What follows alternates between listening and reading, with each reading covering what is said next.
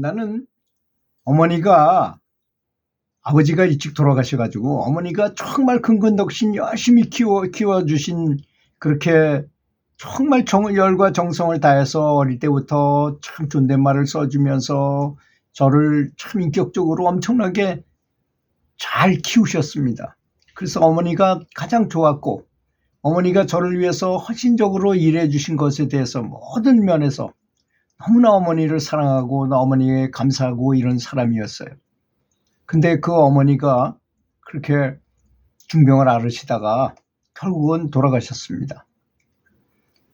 근데 어느 날 새벽이었어요. 어머니가 돌아가신 다음에 정신은 깨어 있는데 손끝 발끝 하나 움직일 수 없게 쭉 늘어진 상태가 되어버렸습니다. 그 와중에 아내를 깨워서 어머니 영가를 모신 그 절의 주지 스님을 빨리 불러달라고 이렇게 말하고는 그대로 의식을 잃었어요. 시간이 얼마나 흘렀는지 겨우 정신을 차리고 보니까 바로 그 절의 주지 스님이 머리맡에 앉아 계셨습니다. 스님은 이 여러 가지 상황을 관해 보시고는 떠난 어머니를 놓지 못하고 찾고 있어서 더욱 괴로운 것입니다. 부디 어머니가 좋은 곳으로 가시게끔 놓아주세요 라고 말씀하셨습니다. 스님의 그 말씀을 듣고서야 비로소 몸을 움직일 수가 있었습니다. 그랬습니다. 제가 어머니를 너무나 사랑한 나머지 어머니가 가시지 못하게 마음으로 꼭 붙들고 있는 것입니다. 그랬던 것이었습니다. 그래서 사람이 죽고 난 다음에 너무 그리워하고 너무 울고 불고 하면 그 영가가 제대로 가질 못한다고 합니다. 가야 될 곳을 가지 못하게 한 그런 큰 그것도 엄청난 죄악이죠. 사실 따지고 보면. 그 스님의 말씀을 듣고서 어머니를 놓아주게 됐겠죠, 제가. 그리고 그렇게 되니까 몸을 움직일 수 있게 되더라는 것입니다. 그렇게 몸을 추스리고 나서 그동안 걸어온 길에 대한 말 못할 회오와 참회의 마음으로 다시 절에 나가서 연불하고 절하는 수행을 하게 되었습니다. 처음에는 30배를 하고 쓰러졌습니다. 연불을 하기 5분도 안 돼가지고 목에 침이 마르고 목이 탔어요. 나 자신이 너무나도 나약하고 볼품없이 느껴졌습니다. 그래서 스님의 장군죽비를 맞아가면서 연불과 절수행을 해나갔던 것입니다. 스님에게 요청을 했죠. 제가 좀 시원찮으면 저를 좀 꾸짖어 주시고 죽비로 좀 때려달라고 아주 신신당부를 했던 것입니다.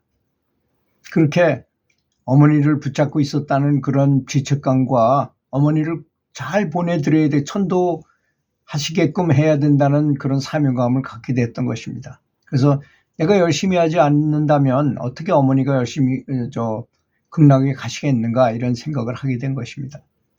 본인도 중요하지만 여기 있는 사람이 너무 집착을 해서 못 가게 하면 그 영가한테도 엄청난 장애가 온다고 합니다. 우리는 그런 사실을 알지 못해요. 그래서 사람이 죽고 나면 막 울고불고 하는데 이제 현명한 분들이 이렇게 열반에 들 때는 항상 주변 사람들한테 부탁을 한다고 합니다. 내가 죽거들랑 너무 슬피 울지 말아라. 그럼 너무 슬피 울면 내가 가다가 제대로 갈 수가 없으니까 절대로 그렇게 하지 말아라. 아주 즐거운 마음으로 내가 가도록 해다오. 이렇게 부탁을 한다고 하는 분도 있는 것을 제가 봤습니다.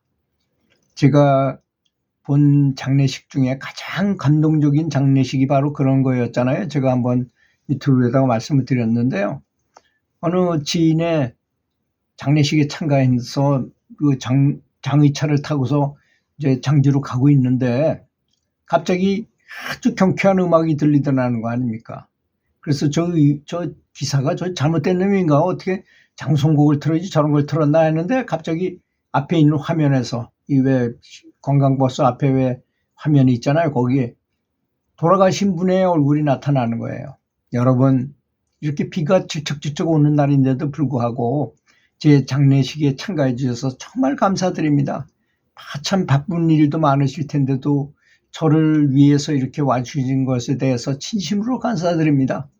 저는 죽기 전에 굉장히 연구를 많이 하고 죽음에 대해서 많이 공부하고 잘 알고 있습니다. 사람이 죽고 나면 다른 사람이 많이 울면서 괴로워하고 그러면 이 영가가 제대로 갈 수가 없다고 합니다. 저도 이제 극락세계를 향해서 가려고 단단히 준비하고 모든 준비는 다 끝났습니다. 부디 제 장례식에 와서 오셔서는 아주 축제처럼 즐거운 마음으로 제 장례식에 참석해 주시면 고맙겠습니다. 이렇게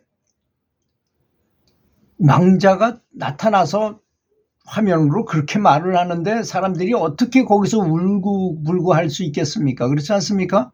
그래서 그 집에 장례식은 처음부터 끝까지 아주 축제 분위기처럼 아주 기분 좋은 마음으로 서로들 웃어가면서 이렇게 장례식을 치렀다고 합니다. 그게 옳은 장례법이라고 저는 생각이 들더라고요. 그 내용을 본 다음부터.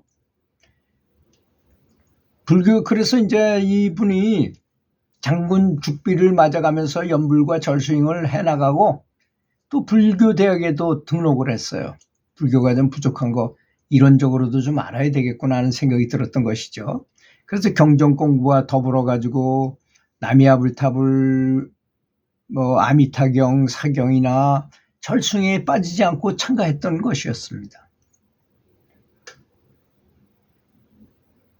그동안 방황했던 시절을 보상이라도 받듯이 잃어버린 나를 찾기 위해서 정진을 거듭했던 것이었습니다.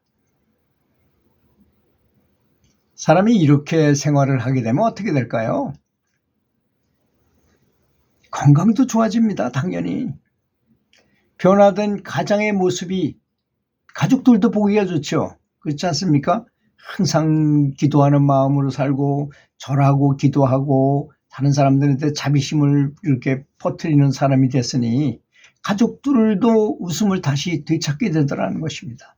한때는 아버지가 할머니 돌아가신 것 때문에 슬퍼하면서 막 몸부림치고 막 이렇게 하는 모습을 보니까 자식들도 얼마나 마음이 안 좋았겠습니까? 그런데 그 어머니를 잘 보내드리고 그런 것에 대해서 스스로 공부를 하게 됐죠. 그러다 보니까 삶 속에 죽음이 있구나.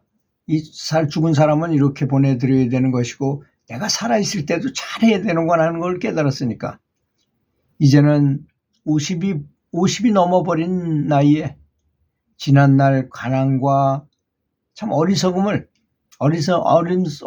속에서 헤매던 악몽 같은 긴 방황의 시절을 돌이켜 생각해 볼 때면 이제 자기 수행에 더욱 힘을 받는다고 이분이 말씀하셨어요. 그래서 과거에 우리가 참 어리석어서 여러 가지 참 잘못도 많이 하고 바보 같은 짓도 많이 했잖아요. 그런 것을 다 이제 후회하게 되고 깊이 후회하게 되고 내 인생에서 가장 중요한 일은 연불이구나. 연불 수행하는 것만 죽어서도 가져갈 수 있는 가장 중요한 것이구나. 이 말이 굉장히 중요한 말이 아니겠습니까?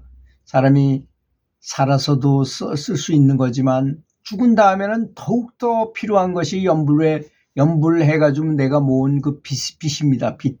그 공덕이라고 말하고 공덕도 빚과 같은 얘기예요. 그 빚을 가지고 내가 얼마나 높은 불국토를 갈 수 있는가.